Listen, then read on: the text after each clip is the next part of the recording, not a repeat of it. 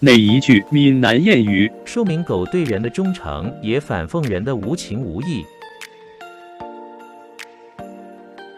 闽南谚语取材于台湾闽南语常用词词典。欢迎乡亲们转发到自己的聊天组群，协助推广咱们的母语。多谢，感恩。闽南谚语狗无嫌主人善，说明狗对人的忠诚，也反讽人的无情无义。